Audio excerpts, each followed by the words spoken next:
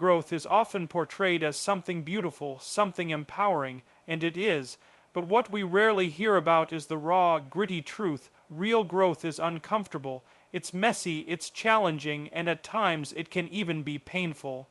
Yet, it is precisely through this discomfort that we evolve into stronger, wiser, and more capable versions of ourselves. Think about physical training. When you lift weights, you're actually creating small tears in your muscles. It's uncomfortable, sometimes even painful, but it's through that discomfort that your muscles rebuild stronger than before. The same principle applies to every other area of life: emotional growth, professional development, relationships, learning new skills.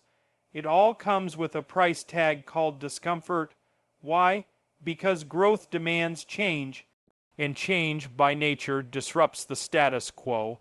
It forces us to step outside the boundaries of what's familiar and venture into unknown territory. That territory might include self-doubt, failure, criticism, or rejection. But every single one of these is a building block for real, lasting development. Most people crave comfort. It's human nature to seek stability, ease, and predictability. But comfort zones, while cozy, are also limiting. They're like invisible cages that keep you from exploring your full potential. Staying comfortable might feel safe, but it also means you're not pushing your boundaries or stretching your capabilities. You're staying still, and if you're not moving forward, you're falling behind. Discomfort challenges you to make decisions you've never made, solve problems you've never faced, and think in ways you never thought before. It forces you to tap into your inner strength, your resourcefulness, and your resilience. It humbles you, it teaches you, and most importantly, it changes you. Embracing discomfort is also about developing a growth mindset, the belief that your abilities and intelligence can be developed through effort, learning, and persistence. People with a growth mindset understand that failure is not something to fear but something to learn from. They welcome challenges, even if it means struggling, because they know that struggle is the pathway to progress. None of this means you have to live in constant pain or chaos, but it does mean you should stop avoiding the things that scare you or stretch you. Whether it's speaking in public, starting a business, learning a new language, or confronting a personal weakness, if it makes you uncomfortable, there's a good chance it's exactly where you need to go. In conclusion, growth requires discomfort. It's the fire that forges strength, the resistance that builds resilience, and the chaos that brings clarity. So the next time you're feeling uncomfortable, don't run from it.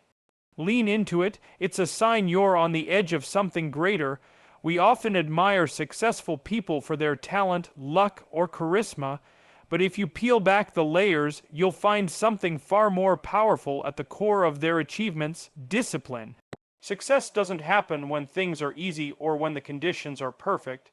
Success is built brick by brick through consistent discipline, not convenience. Discipline means doing what needs to be done, especially when you don't feel like doing it. It means showing up on the days you're tired, bored, frustrated, or uninspired.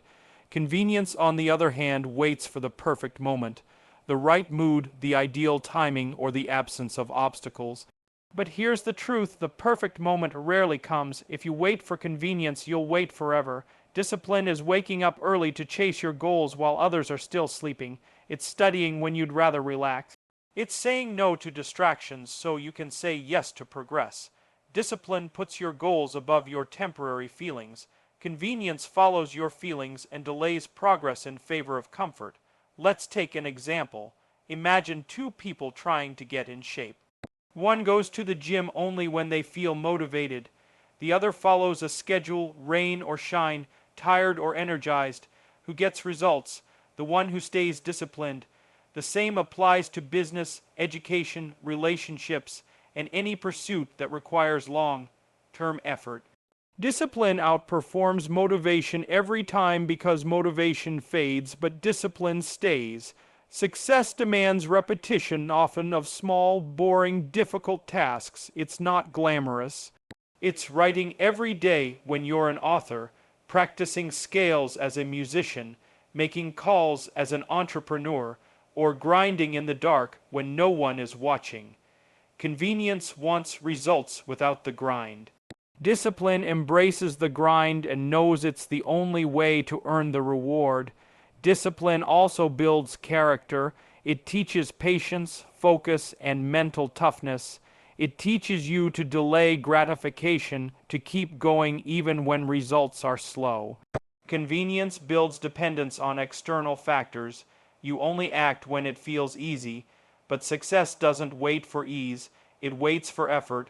Of course, this doesn't mean you can't rest or enjoy life. In fact, part of discipline is knowing when to rest strategically, not out of laziness or fear. It's about controlling your time and actions rather than letting circumstances control you. In the end, the difference between a dream and a goal is discipline. Dreams are easy to talk about. Goals are achieved through action, through sacrifice, structure, and commitment. If you want success, you need to stop looking for shortcuts and start building systems. Replace excuses with routines. Replace feelings with focus. Because success isn't about how convenient the path is. It's about how committed you are to walking it every single day. In a world obsessed with success, failure is often seen as something to avoid at all costs, but the truth is, failure is not the opposite of success, it's part of it. Behind every accomplishment is a trail of mistakes, setbacks, wrong turns, and lessons learned the hard way. If you want to succeed, you have to accept that failure is part of the process. Failure teaches what success cannot. When you succeed, you celebrate. When you fail, you reflect. You analyze what went wrong, what could be improved, and what you must do differently next time. Failure forces growth. It forces humility. It sharpens your thinking and builds resilience. Without failure, your progress would be shallow, and your understanding would be limited. Consider the stories of some of the world's most accomplished people. Michael Jordan, arguably the greatest basketball player of all time, was cut from his high school basketball team. He later said, "I have failed over and over and over again in my life, and that is why I succeed." J.K. Rowling faced numerous rejections before Harry Potter became a global phenomenon. Thomas Edison famously said, "I have not failed. I've just found 10,000 ways that won't work." These are not stories of overnight success. They are stories of persistence through failure. We must stop treating failure as a dead end. It is not. It is a stepping stone. When you try something and it doesn't work, that doesn't mean you're not good enough. It means you're learning. Every failure is a data point. It shows you what doesn't work, and by elimination guides you toward what will. Too often, people fear failure so much that they never even start, or they give up after one setback. But success doesn't come to those who are fearless, it comes to those who keep moving forward in spite of fear. It's not about avoiding failure, it's about not letting it stop you. And let's be clear, failure hurts, it's frustrating, it can be embarrassing, but pain is temporary and the lessons you gain are permanent. Each time you get back up, you become stronger, smarter, and more prepared. You develop grit, the ability to push through discomfort in pursuit of a greater goal. Embracing failure also means giving yourself permission to experiment, to innovate, to take risks. If you're not failing sometimes, you're probably not pushing yourself enough. Staying safe and comfortable might help you avoid failure, but it also guarantees you'll avoid growth. In conclusion, failure is not the enemy of success. It is the foundation of it. Every great success story includes moments of falling down. What matters most is what happens next. You get back up, you learn, and you move forward. That is how progress is made. That is how success is built. Failure is not the end. It is the beginning of the next, better version of you. Success demands many things: discipline, focus, resilience. But one of the most overlooked and misunderstood requirements is sacrifice. In a culture that constantly promotes comfort, instant gratification, and ease, it's important to understand a simple truth. Sacrifice is non-negotiable on the path to meaningful achievement. Every goal comes with a cost. Whether it's building a career, starting a business, pursuing education, mastering a skill, or transforming your health, you must give something up to gain something greater. That something might be time, sleep, comfort, money, relationships, entertainment, or even your ego. The bigger the goal, the greater the sacrifice required. Many people want success, but few are willing to pay the price. They want the rewards without the work, the recognition without the grind, but that's not how life works. You can't have it all the time. Every yes to a goal is a no to something else. You may have to say no to weekend outings to study or train. You might miss out on vacations to invest in your future. You may have to delay pleasure now so you can build something that lasts later. Consider the sacrifices made by top performers in any field. Athletes follow brutal training schedules and strict diets. Entrepreneurs invest years of hard work with little or no return before they succeed. Artists, writers, and creators spend countless hours honing their craft, often alone, often without praise. These people aren't lucky. They're committed, and their commitment is proven by what they're willing to give up. Sacrifice also builds character. It teaches you to prioritize. It teaches you what truly matters. It humbles you and strengthens you at the same time. When you sacrifice for your dreams, you're telling the world, and yourself, that your vision is worth more than your comfort, that your future is more important than your present ease. It's not about being miserable or burning yourself out. It's about strategic sacrifice, making conscious decisions to give up temporary pleasures for lasting impact.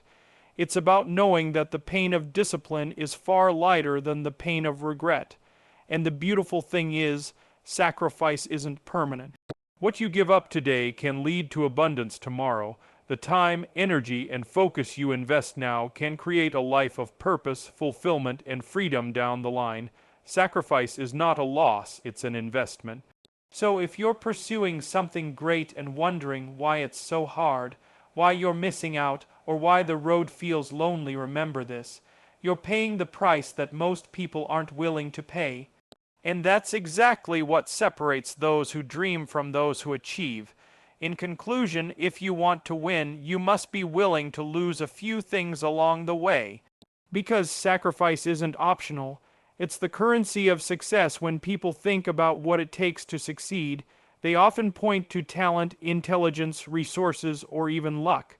While all of these can play a role, they're not the deciding factor. What truly separates those who succeed from those who give up is one core trait: mental toughness. Mental toughness is the ability to keep going when everything in you wants to stop. It's the strength to stay committed to your goals even when things get hard, uncertain, or discouraging. It's about performing under pressure, bouncing back from failure, and staying focused when distractions are everywhere.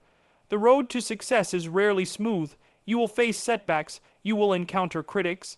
You will doubt yourself. There will be days when progress feels invisible and quitting feels tempting. Mental toughness is what keeps you going in those moments. It's the quiet internal voice that says, "I didn't come this far to give up now." Unlike talent or intelligence, mental toughness is not something you're born with, it's something you develop. You build it through challenges, through failure, and by pushing yourself when it would be easier to take the easy way out. Every time you choose discipline over comfort, persistence over giving up, and focus over distraction, you're strengthening your mental muscles.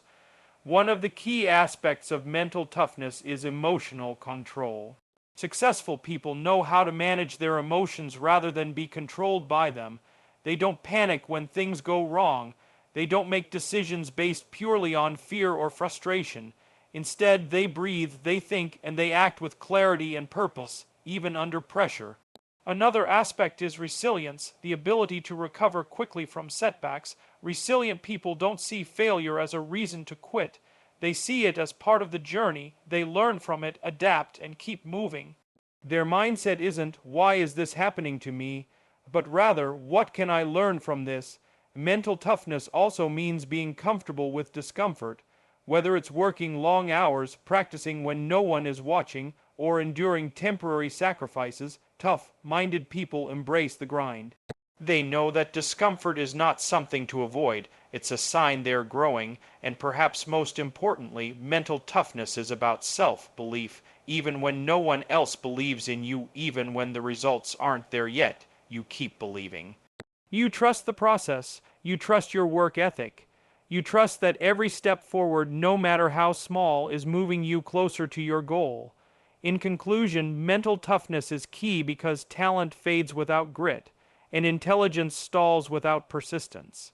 The world doesn't always reward the most gifted. It rewards those who refuse to quit. So if you want to win, strengthen your mind. Because when your mind is tough, your path becomes possible in today's world. Comfort is often seen as the ultimate goal. We build lives around convenience, ease, and security. But here's a truth that most people don't want to face. Comfort breeds mediocrity. When you prioritize comfort over challenge, you unconsciously choose average over excellence. Comfort feels good, but that's exactly why it's dangerous. It lulls you into routines that don't push you. It tempts you to settle for good enough rather than striving for greatness. It convinces you that risks are too scary, change is too hard, and growth can wait until later. But the harsh reality is this: you don't grow in comfort, you stagnate. Mediocrity is the natural outcome of staying where it's easy. Think about it. When was the last time you grew stronger, smarter, or more confident without facing a challenge? Growth always demands discomfort. It comes from doing things that stretch you, scare you, and sometimes even hurt a little. Success is built on struggle, not safety. Every extraordinary person you admire, whether in sports, business, art, or science, got to where they are by doing what most people won't. They embraced discomfort, they took risks, they challenged the status quo. They were willing to feel awkward, to fail, to be judged, and to face uncertainty. That's what separates high performers from everyone else. Comfort convinces you to stay in the same job even when you're unfulfilled. It tells you to skip the gym, procrastinate on your dreams, or settle for less in relationships. It's the voice that says you're fine where you are, but fine isn't great, it's not passion, it's not purpose. It's a cage that looks like a couch. There's nothing wrong with enjoying moments of comfort. We all need rest, recovery, and peace. But living in comfort as a lifestyle is dangerous if you have goals, dreams, and potential you want to fulfill. The best things in life don't come from what's easy, they come from what's earned. If you want to grow, you have to be willing to get uncomfortable, start that difficult conversation, apply for the job you're not sure you're qualified for. Wake up earlier, learn the skill that intimidates you, do the hard things daily. Over time, those hard things will build strength, confidence, and momentum. Remember, your comfort zone might feel safe, but nothing new ever happens there. The life you want, the version of you that you're capable of becoming, exists just outside that comfort zone, and you'll never reach it if you don't step out. In conclusion, comfort breeds mediocrity because it asks nothing of you. Growth demands everything. If you want to stand out, achieve more, and live a life of meaning, you must stop choosing what's easy and start choosing what's worth it. Greatness begins where comfort ends.